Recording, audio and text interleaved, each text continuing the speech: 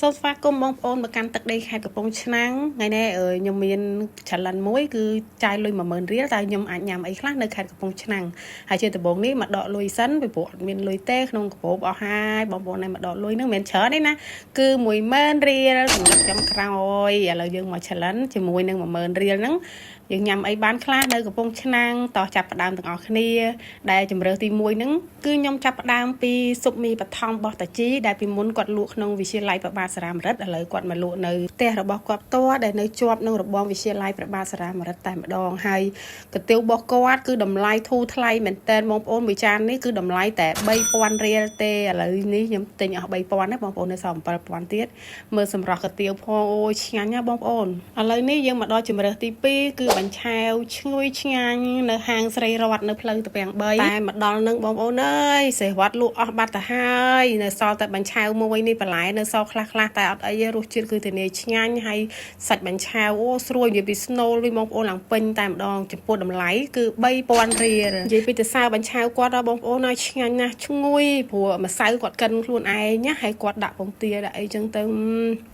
រសជាតិនិយាយពីជាប់ចិត្តតែម្ដងឥឡូវនេះយើងបន្តដំណើរទៅទៀតហើយដល់ជំរើសទី3គឺចេកអាំងខ្ទិះដូងឈ្ងុយណាស់បងប្អូនហើយគ្រាន់តែជីកកាត់ថាឈ្ងុយមែនតើចេកអាំងខ្ទិះដូងនេះនៅផ្លូវយើងទៅបាត់ដំបងផ្លូវជាតិលេខ5មកចកៈ 2000 រៀលអញ្ចឹង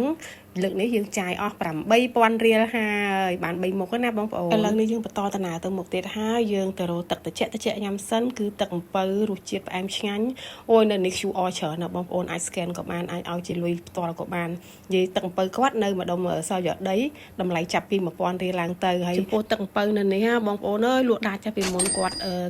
តូចមួយម៉ាស៊ីនកិនដៃឯងឥឡូវឡើងម៉ាស៊ីនអូតូហើយគាត់លក់ដាច់ដែរដោយសារទឹកអំពៅគាត់ឆ្ងាញ់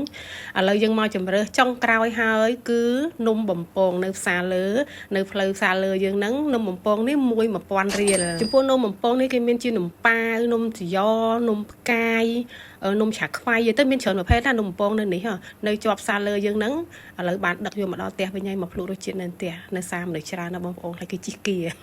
ហើយនិយាយលេងបងប្អូននេះអូឆ្ងាញ់ខ្លាំងហើយចំពោះវីដេអូមួយនេះក៏សប្បាយចិត្តដោយសារតែយើងជាការលើកតម្កើងប្រាក់រៀលរបស់យើងមិនថាតួឬចាស់ឬក៏រហែកមិនក៏ដោយលុយខ្មែរយើងគឺមានតម្លៃសូមឲ្យបងប្អូនចូលរួម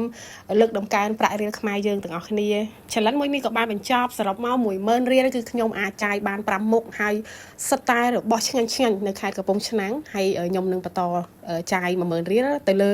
មុខម្ហូបឆ្ងាញ់នៅខេត្តកំពង់ឆ្នាំងបន្តទៀតអរគុណបងប្អូនដែលជួយគាំទ្រសូមជួយ like share comment ដើម្បីលើកទឹកចិត្តឲ្យខ្ញុំធ្វើវីដេអូក្រោយៗទៀតណាជួបគ្នានៅវីដេអូក្រោយទៀតអរគុណច្រើនជំរាបលា